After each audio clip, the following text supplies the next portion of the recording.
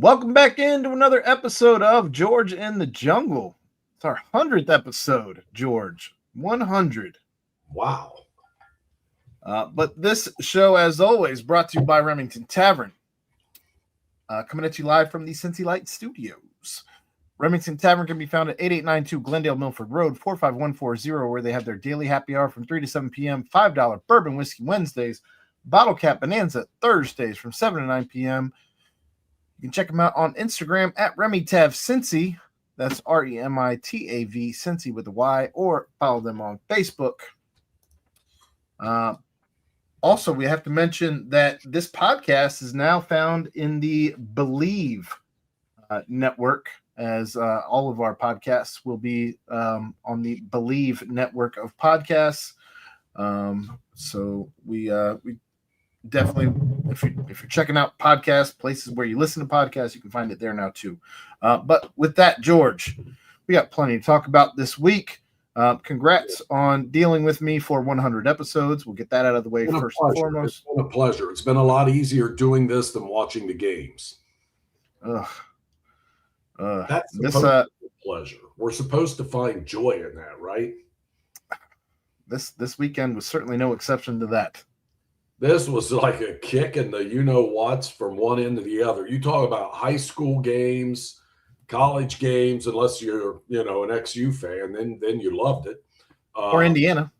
Yeah, Indiana.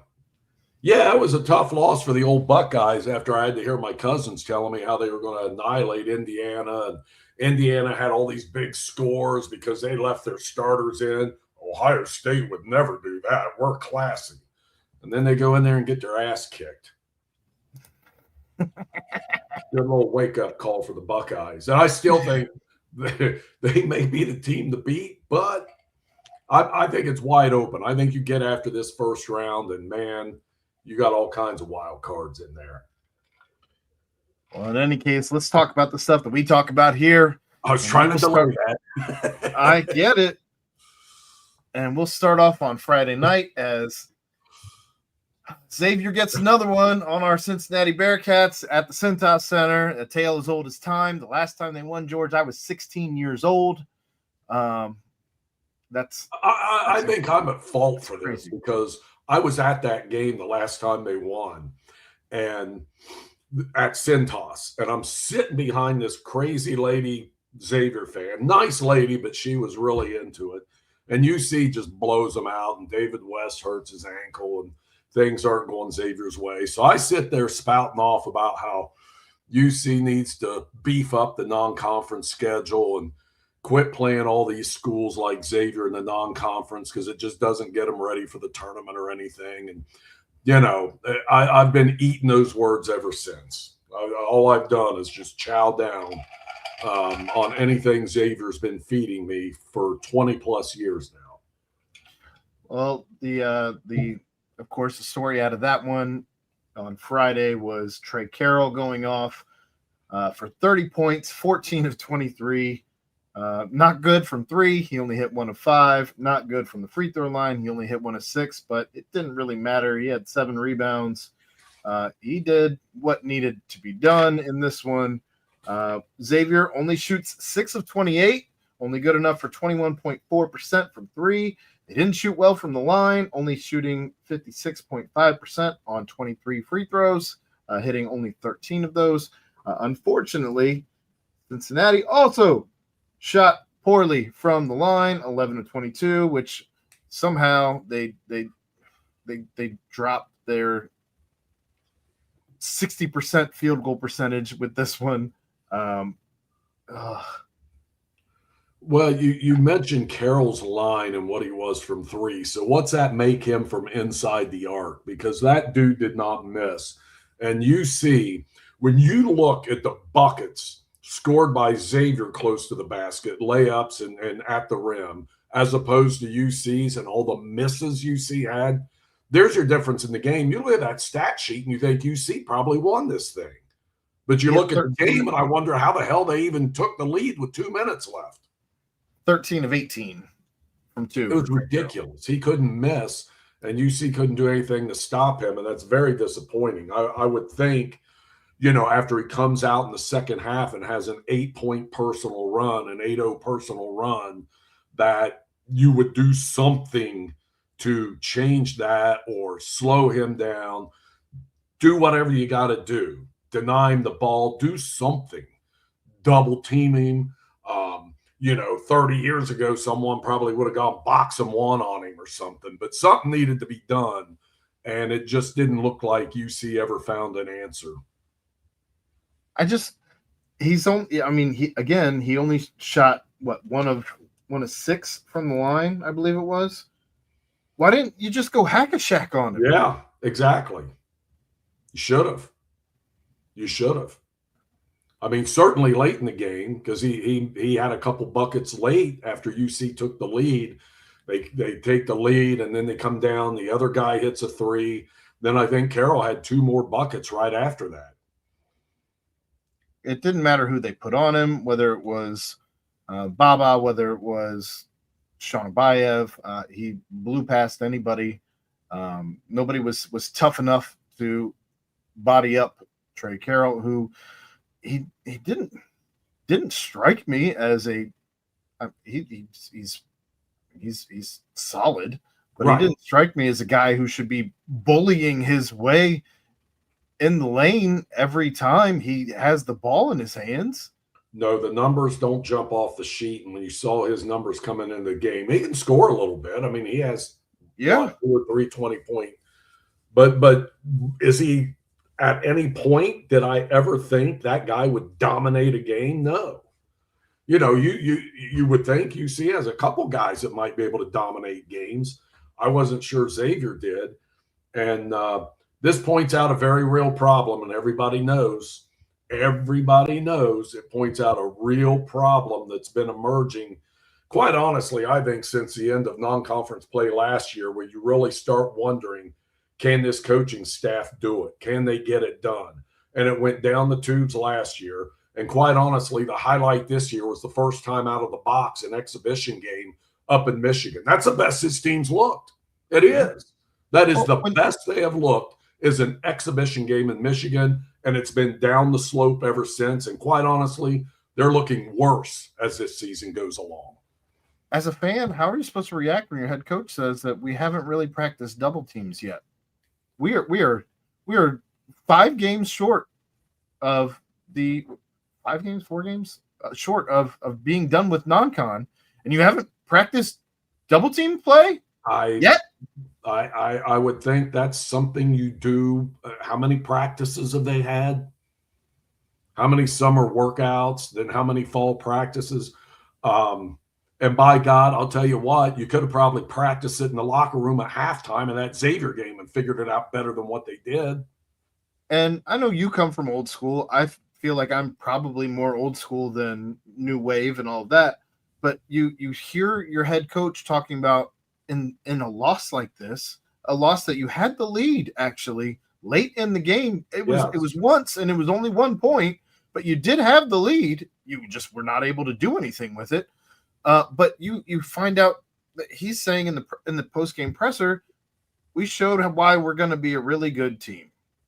And that I know, I already know without asking the question. I know that stuck in your craw. It's stuck in my craw.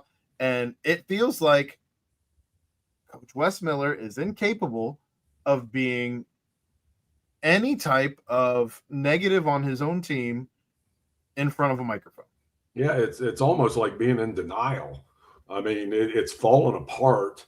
You didn't look really good one of the halves. I think it was the first half against, maybe it was Mount St. Mary's. We saw what happened down the stretch in that Louisville game, where I feel like if UC had the better coach in that Louisville game, they win that game. They had that game there, and they were playing right with Louisville, but couldn't figure out how to finish it. I feel like Friday night, if you put Richard Pitino on the UC bench and Wes Miller on the Xavier bench, UC wins that game. That's how I feel. I feel like when you get in these close games, and that statistic, and I know people say, well, sometimes you're trailing by 10 with 5 minutes ago. Sometimes, well, that's coaching too. You shouldn't be down 10 with 5 minutes ago. But that record of trailing games with 5 minutes ago, and you're what, 3-52 now? And you came and took the lead with 2 minutes to go in that game, two and a half minutes, and you can't find a way to finish it. I don't know what the answer is at this point. Well, we know what it is, but are they going to be able to do it? And you can't do it at midseason. But this dude's got a 10% or less chance of turning this thing around to where he saves his gig, in my opinion, because I don't see any way out. And I hate to say that, I was pulling for the dude, but he's the one that stood in front of the microphone the day he was hired and said all the great things they were going to do. And that included, yes, kicking Xavier's ass. Well, he's 1-4 against Xavier. You had 9 turnovers in this game, which is great for this team. Right. They took care of the ball. They did what they were supposed to do. But they took care of it better if you look at their. But you only turned it over on Xavier 4 times. Right. That's not going to get it done. No. You didn't feel that defensively they showed the type of toughness we were promised with this roster at any point in time during this game. Really, we were told that was the number one stressor when they were going into the portal was we needed to find tough. And you can't tell me that just because Big Slime, who is probably the toughest of the guys that they got out of the portal, is hurting this team that much in that regard, because you were supposed to also be getting it out of Kirk Risa. You're supposed to also be getting it out of Buck Harris. You were supposed to also be getting it out of I would think you'd probably be getting some of that out of Mustafa Cham, who had a ton of blocks last season at UCF. And, in this one, he finishes 9-9, and he did have 2 blocks. But I find myself after every game wishing Cham did more. Yeah, every single game. He's been a massive disappointment in my book, and it looks like he's kind of almost regressed, where I saw some stuff out of his game earlier in the season that showed some promise and made me think he could get some stuff done around the rim offensively. And there was none of that Friday night. In fact, there hasn't been much of that lately. And he was no help in there. You mentioned Buck Harris, who's, I've raved about his energy and toughness, but toughness isn't missing those layups. I mean, he was 0 for whatever in the game. 6. And there were probably 4 or 5 shots at the rim that you got. He had 1 3. He was 0 for 6 on the night, and his only 2 points came from the 2 free throws he made out of 4. Yeah, it's just I don't know how you continue to miss shot after shot after shot, and we're told this is a great shooting team. Xavier figured out in the first half this wasn't their night to be chucking threes, and they do things. They find a hot hand and overplay it, but why not when you can't stop it, when the other team just says, keep throwing it at the rim and it keeps going in, from close range. They adjusted a little bit in that second half offensively. And West did do some things defensively that threw them a couple curveballs here and there. I just wish it would have worked a little better. But, when push came to shove in the final 2 minutes, it was another disappearing act. You can't make free throws. You had an untimely turnover there late, and you don't lock down on defense.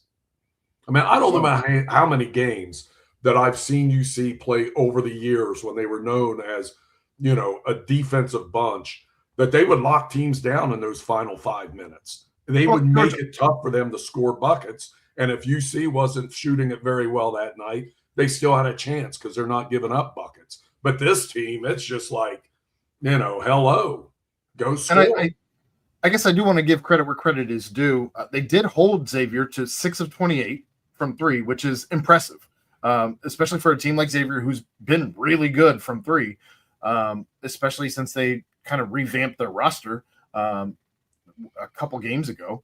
Right. But you didn't have a counterpunch for when they decided, hey, we're going to go score down low and we're just going to do it in the paint all day long, which, for all of you who watch our entire channel of content here, Chad gets on me all the time for me wanting to see more in the paint instead of chucking up 30 plus threes, close to 40 threes at times. There's something to be said for making the high percentage shots down low, especially when you got a guy who has a hot hand. Yeah, it would have come in handy the other night, and it just, oh my God, yeah, I mean, I get it, and I know how the game is, and I know how the NBA game is now, and there's threes all the time. But man, it's wearing me out watching this team do it. I mean, if they're a great shooting team, when is it going to happen? When is it going to happen? And against somebody that matters. They're certainly not a great offensive team, as they still are below 200 in Ken Palm, and I don't know how you're going to fix that. You don't do any. You don't have an identity offensively. Well, there is no. When you can't score inside, and you got a 7'2" guy that either doesn't want to, doesn't get a chance to, or just can't do it. But I swear to God, this kid looked better playing for Central Florida last year than what I've seen in this stretch of games for Cincinnati. I mean, early on, like I said, it looked like there was promise there, and you know, maybe there weren't inside defenses early on either, but at least he looked competent and had a soft little hook and, you know, nice touch around the rim. And now it's just, you know, it's just Clang City. It's terrible. Well, does it feel like to you that they almost don't pass it into the paint? Most of the time they're in the paint shooting twos are from drives, right, from the arc. They're not really looking to pass into the paint. They're not really looking to make that extra pass in. It's always pass it in to kick it out to find the guy shooting the three. And this one, you know, you shoot 33 threes. You only shot 36 twos. So I when you're shooting almost 1 for 1, I don't feel like you're really looking to throw it inside. Most of those are coming from drives from the arc. Right. You only had 10 fast break points. So you're not getting them from that. When are you actually getting it to your big man? It doesn't. It doesn't. And then, you know, another disappointing aspect of that too is the number of offensive rebounds they got in that game, but they couldn't stick it back in. Like it just it was like wasted offensive rebounds. You know, they got a bunch of, even though, you know, they lost a turnover battle by 4 or 5 or whatever it was, they killed them on, you know, they had way more offensive boards than what Xavier got and didn't do anything with it. It's just extremely frustrating. It comes, of course, on probably not such a hard pill to swallow if Xavier's not a brand new team, still trying to figure it out. They did not look great at the beginning of the season. Now they're trending up as Cincinnati's trending down after the loss of the Eastern Michigan game. You're just wondering what you're doing to try and get better. Yeah, I mean, it seems like Richard Pitino found something after, like, during the second half of that Georgia game, and since then they've been, you know, getting better, which is kind of what you're supposed to do. You know, the early season, you are kind of feeling things out, trying to figure out who can do what and all that. But he's obviously figured it out a lot quicker than what Wes has, and what his team needs to do to get better. And I just don't see this team. It's been a massive disappointment. There's no doubt about it. Although I had my reservations about, no matter how much talent they acquired this year, how good they would be, just based on what I saw last season. It's maddening. And now you have a game on Saturday at 2:00 on ESPNU.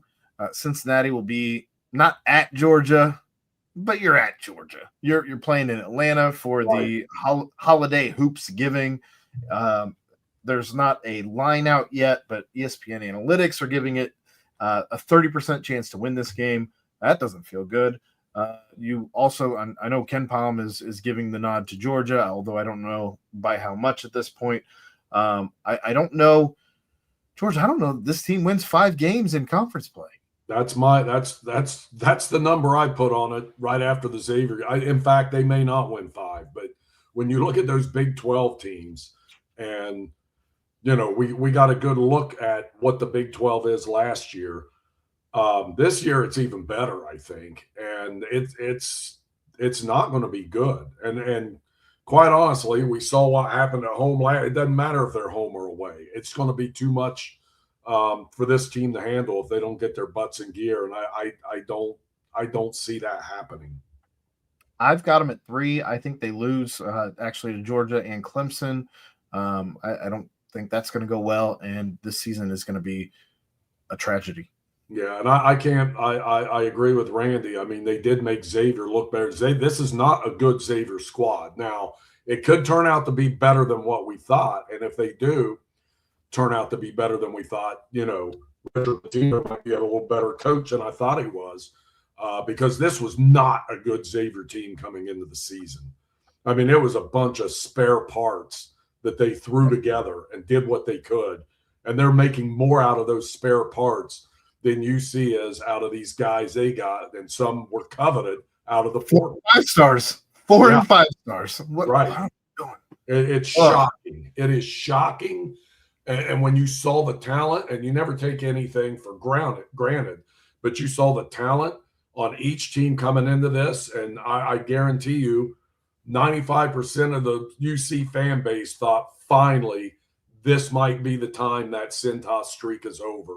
And then go in there and lay that egg is just, I don't want to say that in and of itself is a fireable offense, but Friday night it felt like a fireable offense. Well, nothing has happened as of yet. I don't. And I also want to bitch about I mean, is there anyone on that coaching staff that can figure things out and get a big man better? Because they brought in a big man coach for this dude that he had it, and I don't see anything happening there either. I think they're doing a great disservice to all these kids, not making them better, and they're not getting better. I concur. It pains me to say that, but God dang it! I mean, I've got eyes, and I see what I see. We will switch gears. Thank you, because hey, get a couple wins here. Maybe things straighten out. Maybe they start hitting shots. I mean, I'm unfortunately, all we can do is hope. We don't coach. We don't play. We can just hope. And right now I feel hopeless. Well, let's talk about another thing to not have much hope in. Bearcats football, they finished 7-5. Not a great way to end the season. We don't quite yet know who's going to be playing in the Liberty Bowl on January 2nd at 4:30 on ESPN. But your Cincinnati Bearcats will be playing the Navy Midshipmen in what might be the worst possible matchup that they could have drawn for a bowl game. The spread opened at Cincinnati favored 6.5, and that has quickly spun to Navy being favored 2.5. That's an insane swing. Yes. And I don't think it's nearly enough, if I'm being completely honest. If you run the 3-3-5 out there against the triple option, you are begging Navy to put up a score every time that they have the ball, which probably won't be a ton because, again, triple option, and it's going to be about 7 possessions to 7 possessions because Cincinnati doesn't turn the ball over, and the game will be over in short amount of time and all the commercials. Tell you what, go back to it may have been Luke Fickell's first year here when they played Navy. Just play that game back and watch that, and that's what the Liberty Bowl. I can watch the Liberty Bowl ahead of time because I'm going to go back and put that video on. I think it'll be worse because you're going to have guys. You're going to have guys like, I would imagine, maybe Dante, Jake Golday, Brendan Sorsby, Joe Royer. I don't know why they would play in this game. Well, they may have to find players to suit up because, like, all these secondary guys hit the portal these days. It's not just UC's program, it's everybody's. So all of those guys are looking for starting gigs somewhere if they don't think, they have an inside track for it here. Are they even going to have enough guys on the roster to pull this off? I guess they will, but Who's going to play? If you're trying to put a tape together for the portal, you can probably find some guys to play. It doesn't look like all that. Put a tape together at this point in the season. There may not for be those anything to put on tape. Well, for those who haven't gotten to play, in any case, there haven't been a ton of guys who have declared for the portal right now. I believe the only guys that you currently have that have declared for the portal are right tackle Ethan Green. He was backup. Wide receiver Dakari Anderson. He is redshirt freshman. Defensive lineman Kamari Burns. He was third string at this point, I believe. Had every opportunity to be second string, but redshirt freshman Zeb Kinsey. Kai Stokes, cornerback Kai Stokes. I don't think he played at all this season. No, and wide receiver Cale Woodburn, who he's been injured. So right now, how many of these redshirt, like there's roughly what would we say, like 14 of the 22 starters or somewhere in that neighborhood out of eligibility. And they could play, but I don't know how many of those guys are going to play. Well, if you plan on going to the draft, probably not. Right. I wouldn't. Right. There's more to lose than to gain playing in this game. If you're planning on going to the combine and trying to throw your hat in the ring for the NFL draft, but I don't know. I imagine it's probably going to be Brady Lichtenberg and the Fighting Bearcats against the Navy midshipmen. Yep. And Navy, to Randy's point, Navy's going to have their whole. They'll have their whole complement, right? Well, largely because where are they going to go? On a battleship somewhere. You signed up for the Navy. Fly a jet somewhere. I mean, you're praying. You're praying for more football if you're on the Navy team. They are going to treat this thing like teams used to treat a bowl game. I mean, they're going to go out there and get after it. They're going to want to go out with a bang. There is no doubt about it. Pun intended. Yes. God bless the boys in the Navy. And they've had a hell of a season too. They have 9-2, absolutely. But I guess it's cathartic for Cincinnati if they lose this bowl game, to lose to a team from the American this deep into the Big 12. It's frustrating. It would fit the recent trend, and it is very frustrating. It just really is. And I wish I could go to this thing, but I think I have something going on called moving that I may not be able to do. Conveniently. Yeah. No. I would rather go to a bowl game and watch Navy run up and down the field than be lifting boxes and stuff. If I'm a betting man, George, I'm going to guess that you have an FM radio somewhere still, and you can probably tune in to Dan Horde and get at least the best version of that game. Yes, I do have a radio nearby, as a matter of fact. Nailed it. And so you can at least electric / battery operated radio, because you never know when that internet goes out and the streaming goes out. I got to rely on the old airwaves. So you can at least listen to Dan Horde and Tony Pike to get you through the game. And there's still something to be said for that. I'll be watching somehow, trust me, but I'd like to go. I've been waiting to go to a bowl game, I think, since I retired. So I couldn't go when I was working. Like, it was always, people are taking off in December and I'm stuck there and it's holidays. But anyway, I hope they put on a good show. I hope it's a decent game, but I fear what we're going to see. At least they didn't take their ball and go home the way that Notre Dame did. I can appreciate if your coach left, like Kansas State and Iowa State. They turned down bowl games and they got fined for it. And I think you get it, right? Like, yeah, I mean, there is obviously it's costing the conference teams money Sure. when you do that. Notre Dame doesn't have to worry about that, but Nope. conferences do. And you do fear for the future of these bowl games. And I know television wants programming, gamblers want games, but this stuff's starting to where Notre Dame just says, screw it, we're not playing anything because we got left out of the college football playoff. Then turn around and sign this weird thing where if they're the top 12 ranked, they're Automatic. definitely in. Which it's Notre Dame's fault they're not in a conference. It's not the conferences wouldn't take them. There's not a conference in the country that wouldn't. And that's their call. So they should have to live by everybody else's rules. And where the committee blew this thing is when you make it conference champ, if you have a team from each Power 5 conference, however they want to determine what their champion is on them.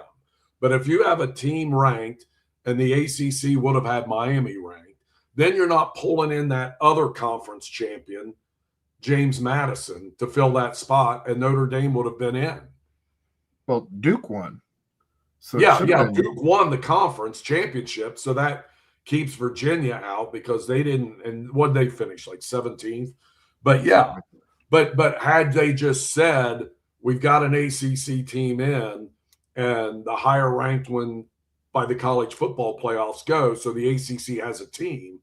Now we don't have to take that 5th conference champ that's ranked high. Look, I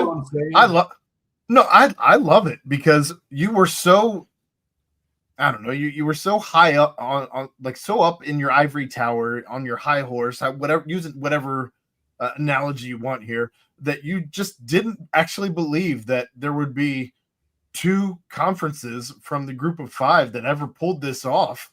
That you didn't even bother to put that into your rules. You just said, we're just going to do whatever top 5 conferences because it'll always be us. Good on the group of 5 for doing this because this is how it should go because this is the rules you made up in this stupid game. They did not think this through all the way. They never came up with this doomsday scenario, and that's what they never think anything through all the way. Right. That's how we ended up today with private equity in college football. And I'll talk to Keegan about that later tonight on the nightcap. I do like having a group of 5 conference winner in there. I really do. The highest ranked in the college football playoff rankings group of 5 conference winners should get in there. But now you got 2 of them in there, and it's very awkward. I love it. I think there should be more like this. Just all the chaos. Give me all the chaos. BYU should have been in. And I spent 2 days arguing with people very close to me about whether Notre Dame should be disappointed or you don't think. I think they have a case. However, who do you kick out? BYU has a better case, George. Probably, but Notre Dame's got a pretty good case. Now, next year it's going to be because their schedule. Did you see their schedule next year? They got like 3 road games, I think. They're not playing anybody of note, and they're going to go undefeated. They'll be favored in every game, and so they're going to waltz right in with probably one of the weaker schedules in the country, and they got to get a handle on this. And I wish Notre Dame was in a conference. I get why they're not, but a lot of this is their own doing too. It's the NCAA's fault for. I could also point to Alabama losing to Florida State, who ended up with a losing record in the first game of the season. Now, Notre Dame's 2 losses were week 1 and 2 to ranked teams, and then they run the table, 10 straight wins. That's pretty impressive. That's a good football team. I think they have a case. I think you put them up next to Alabama. Bama's case is a little stronger, but, the college football playoffs did not want to screw Bama because they lost in that SEC title game, but they got beat 28-7.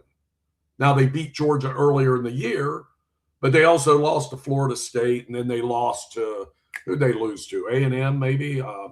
Maybe. But But the fact that they beat Georgia and a couple of those other teams probably carries the day when you put them up against Notre Dame.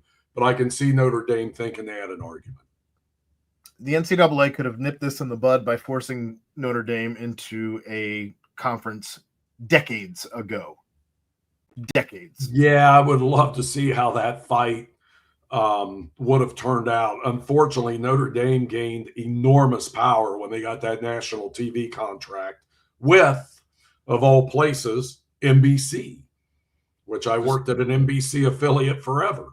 And why NBC did not, back 25 years ago, when the Big East was still the Big East and they had football and Notre Dame was affiliated with the Big East in basketball, why they didn't do a Big East football contract, basketball contract for sports, that would have kept that conference together. You would have had one kick-ass basketball and football conference, and they never did it. You could have had double and triple headers every Saturday with teams of relevance, and you could have done it in basketball too. And I know they put all their eggs in that Olympic basket, but I think that was a very stupid move by NBC. They screwed the pooch. Got you all fired up tonight. I didn't even mean to do this. Well, yeah, well, no, I've been fired up for a while now. I mean, really, it started the night of the TCU football game, and I've just been irritated ever since. Well, let's switch gears to another another point of you want to irritate me more? Because why not? The Cincinnati Bengals, they played the Buffalo Bills in a chance to, if you win that game, you've got a real shot at trying to win out and continue on what could be a crazy season. One for the store, like people would have written books about this season right. if this had gone down the way that it could have gone down. Instead, in a game of snow, the Bengals throw 2 picks, 2 straight possessions to lose the game. They lose the game 39-34. I don't know what happened with Joe Burrow. He obviously you loft a pass that gets tipped a little bit and intercepted on the first pick 6. The second interception was just bad, like bad. The first one was excusable. The second one was not. I don't know what happened. You felt bad for T. Higgins being out there in that game after the first slam of his head when he goes and gets checked out in the medical tent, and then he goes back out there. I don't know why we haven't even instilled a rule at this point, putting the super helmets, the Guardian caps on these guys. If they're coming back from concussions, you should have to wear them for a certain amount of time until you are all the way good, or maybe the rest of the season until you have time to just recover. But you have a tool in place to try and prevent these types of hits. Yes, they look ridiculous. You look like a light bulb running around out there. Yes, you do, but they protect you. That's what they're there for. Yes, I would think people would recommend that to these guys. Yeah, I wish. First of all, T's a warrior to be playing in that game the way he was, and he got a touchdown after the second hit. He got a touchdown. The game he had. I mean, this dude, you never doubt. I'll never doubt his toughness. And that's kind of. I mean, some wide receivers are that way. Certainly, he is. But wide receivers get that diva knock. But I think he and Chase are very tough wide receivers. I think the Bengals have had their share of diva wide receivers, but these two aren't them. And yes, that first one where he went back and you saw his head hit, and then he's laying there. I'm like, it's the head. And then you see the replay. It is the head. And he sits up. I was shocked he was back in the game. I was shocked. Agreed. Given what I've seen with concussion protocol and the way they treat these guys. Now, I guess he didn't have the signs or the symptoms. I don't know. He said he was fine. He said he felt fine. Then the cumulative caught up with him after the game that night, and I guess the next morning. But yeah, I'm shocked in this day and age with how much they put into this concussion thing that a dude coming back from concussion protocol hits his head on the turf like that, and it's frozen ground basically, or very hard from the frost. and they let him continue to play, you got to question what's going on with that concussion protocol thing in the NFL if they've got it battened down as tight as they want to tell everyone. Because that, to me, if I see that and I'm the concussion guy, I'm like, I don't know if I can let him go back in this game, no matter what he's doing. You know what I mean? Like, he's just coming off of one. Yeah. So I don't know how he got back in that game. Twice. Yeah, twice. Exactly. He went to the tent twice. In fact, I think he may have caught a touchdown after the second one, right? That's what I said. Yes, he caught one. Crazy. Still, maybe not even the weirdest things to happen of the weekend for the Bengals, as Jermaine Burton is apparently suspended by the team. Doesn't travel with the team. I've seen rumors that he may have just missed the flight. He gets cut yesterday. Long time coming for him. Trey Hendrickson, he's going to miss the next 6 weeks as he apparently has a core injury, which I understand to be better known as a sports hernia. Yeah. I don't know what to make of any of this. The defense still sucks. Didn't do great in this one. The linebacker play has been infuriating. We've seen very few flashes this entire season from both rookies, Barrett Carter and Demetrius Knight. I don't know how you have cut both of you still had to pay. They're still taking up dead cap space in Logan Wilson and Jermaine Pratt. I guess Logan Wilson was traded, but I still think he's dead cap. But I don't know how you traded both veterans. Well, got rid of both veterans, and the only veteran you have is Oren Burks, who's been with the team for just this season. So I don't know what you have in him if you just have linebackers who look lost out there all the time, George.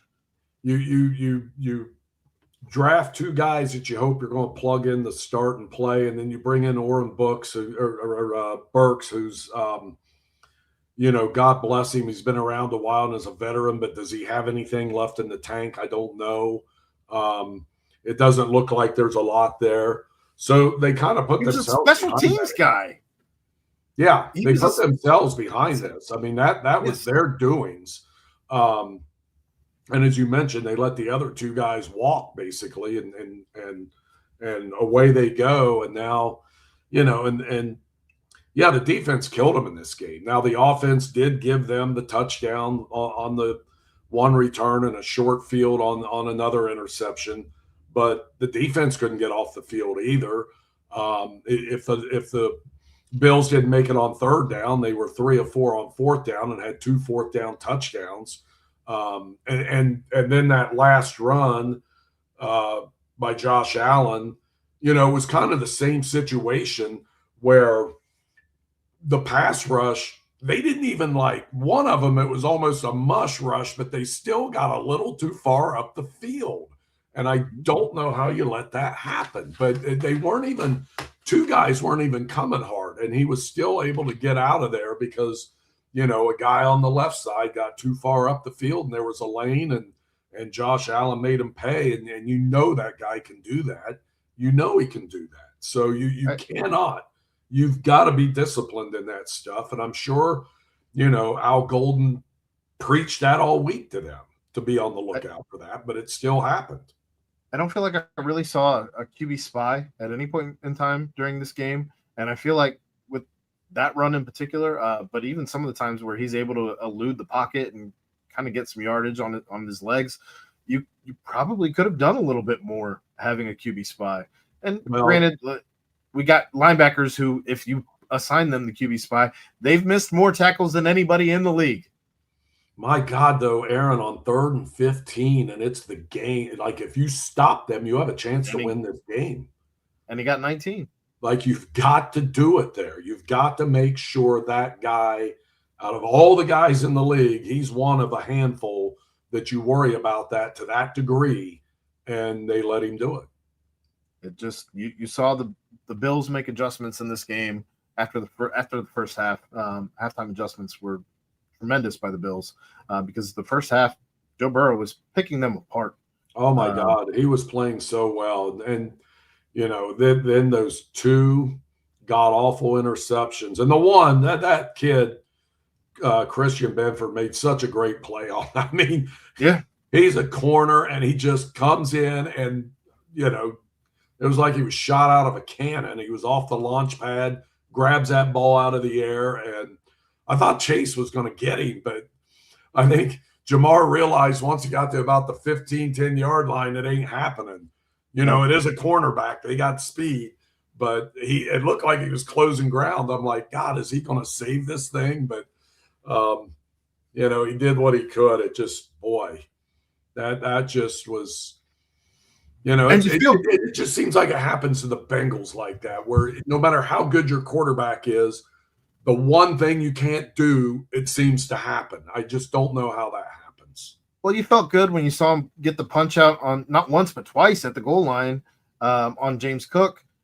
One time, you could argue that it goes out of the back of the end zone. Instead, it was close, and it was funny because right when that happened, I'm like, "Damn, that ball may have been out," which it was. Yeah. But yeah, they ruled it out on the one, and then so the Bills get new life, and then he fumbles it into the end zone. What, about 4 plays later after a penalty and stuff moved them back? Yeah, but yeah, he tried to help them out.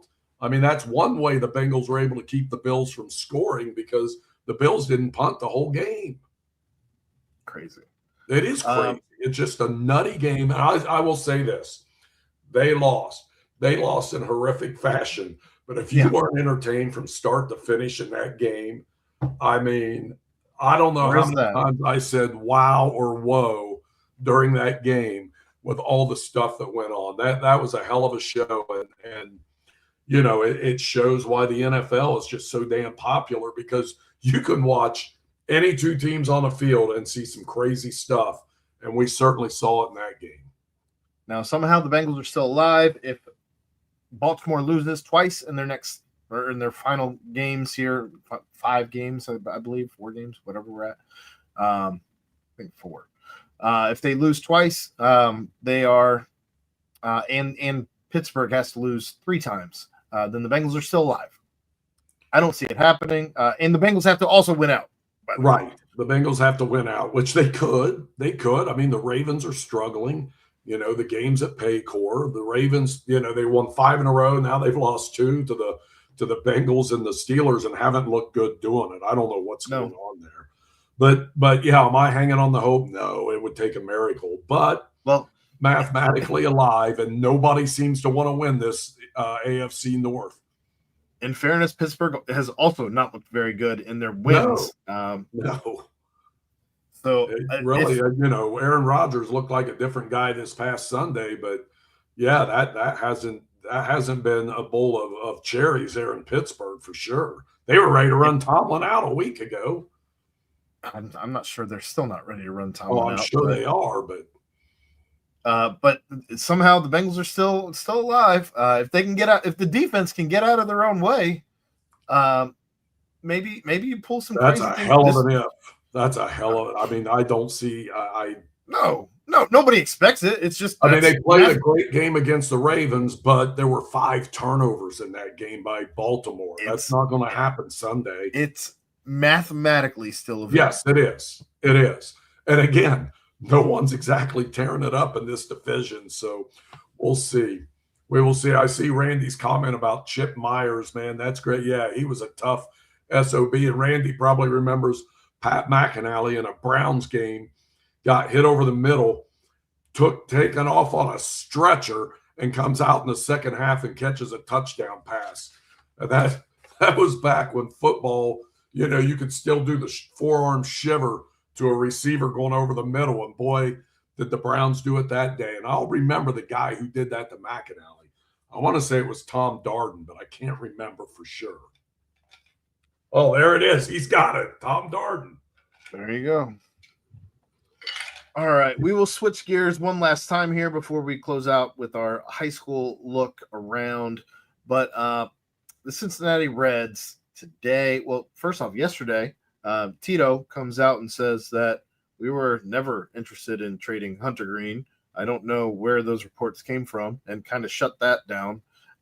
we'll see if there's smoke I or not still think around. they are, but he would know a lot better than me. But I think they were probably trying to gauge interest solely if they landed Kyle Schwarber, because they would have to unload any dollar amount that was worth anything at that point in time. and I don't know how much of a bargain Hunter is, but they do have him on a contract where It's you've got it's control. it's Not more ridiculous. than it's more than most on this team. Yes, but in baseball dollars, it's not ridiculous. Correct. But the Reds lose out on the Kyle Schwarber sweepstakes today as he signs a 5-year deal for $150 million to remain in Philadelphia. After it's reported that the Reds were trying to make things interesting, they made an offer that I guess came up $25 million short in reports that are coming out.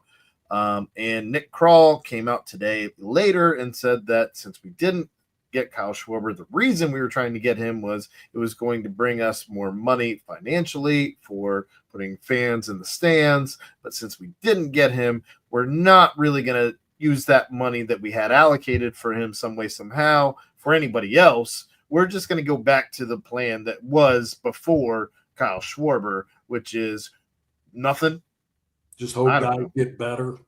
I guess. Matt McClain bounces back. Sure. Hope the guy in right field is a better fielder with an off season to work on it. There's all kinds of stuff they can hope. Maybe we'll play Will Benson more than once in 45 days.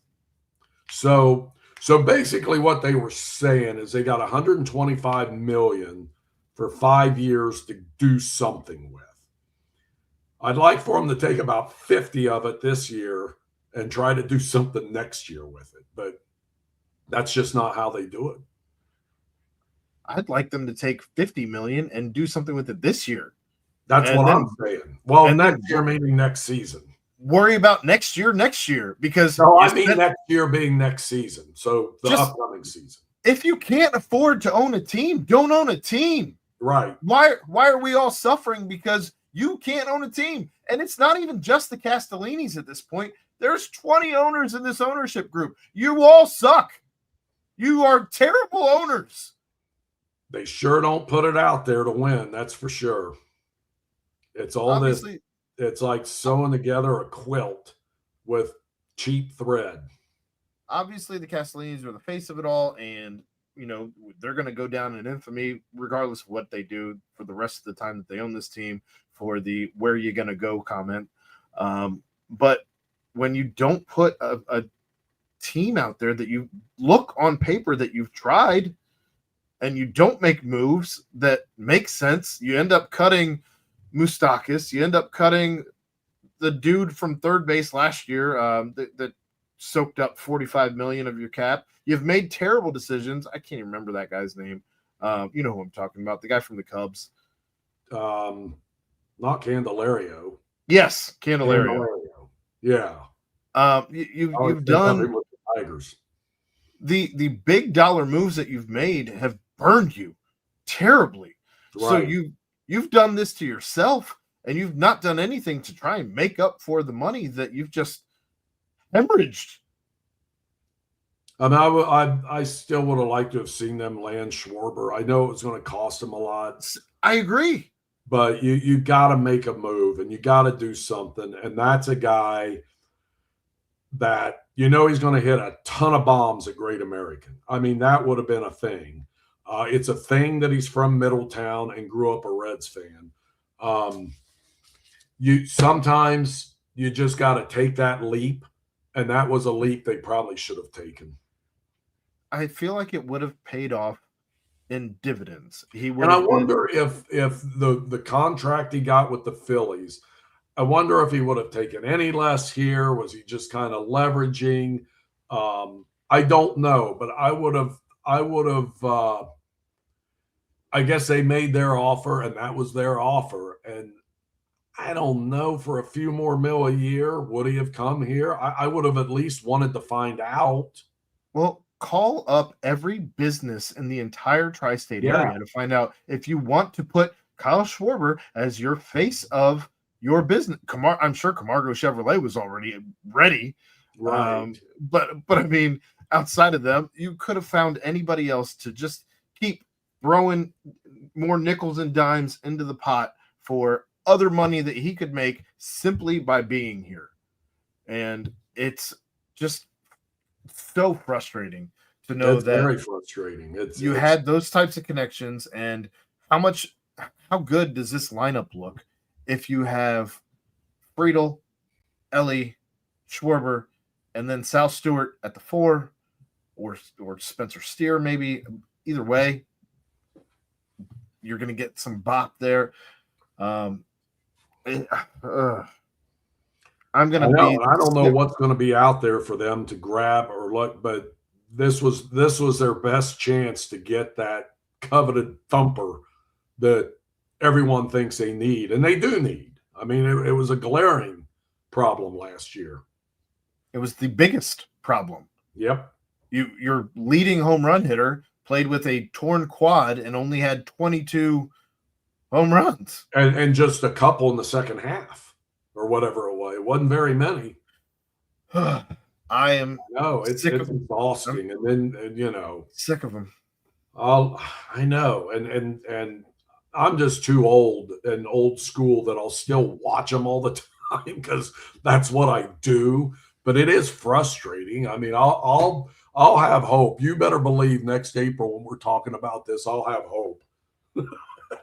Don't ask me why. If I have anything else to do, George, I'm doing it. Anything else. I mean, it's hard for. I hate to say I can't live without it. But I don't know if I can live without it. I'm back on the. I love summer, but it would seem like winter without my Reds games. Just do something. Make a move of some sort to show me that you give it. Why do I give a damn more than the ownership group gives a damn? It doesn't make sense.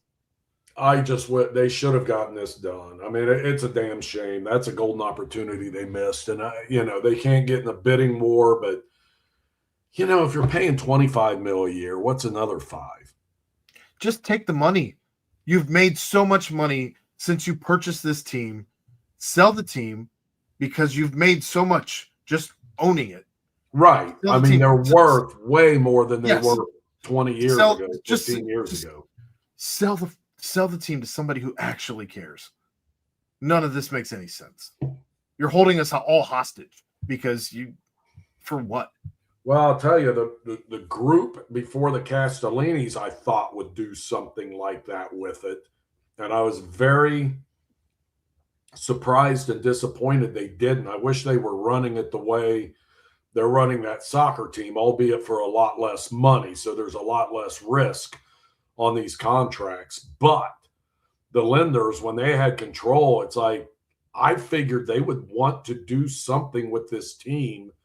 And, they brought Junior back, but then it's like, oh, whoa, we got him and we're paying this much there. And then, you're stuck with the Joey Hamiltons of the world starting opening day on the mound because they didn't want to spend anywhere else. So you just had this ragtag pitching staff for a long time, aside from Aaron Harang and Bronson Arroyo. But everything else was just, Homer Bailey gave him a little bit of juice for a minute. But other than that, what the hell did they do pitching-wise? Nothing. So I really thought that group would do something with the team, but it didn't happen. Very disappointing. In any case, that's your Reds talk. Get us to high school and let's get out of here. I'm laughing at Randy's reference to the throwing Samoan. Do you know who the throwing Samoan is? I don't.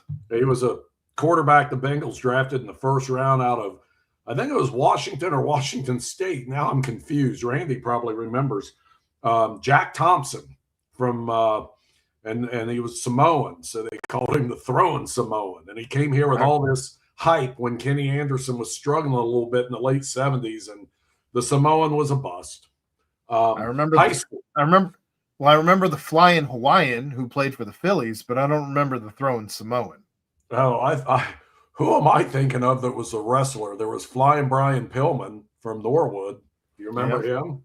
Yeah, I remember that name. Yeah. Heck yeah.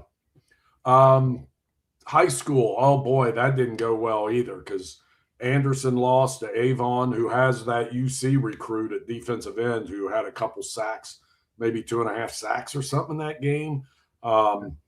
Played very well. And then the Bombers come up short against Olentangy Orange. And so no state titles for Northern Kentucky or Southwestern Ohio this year, but several teams made good runs. And at the head of the class are St. X and Anderson, who made it to the state championship game. So that's, yeah, Randy says the Samoan was Washington State. That's right. I couldn't remember for sure.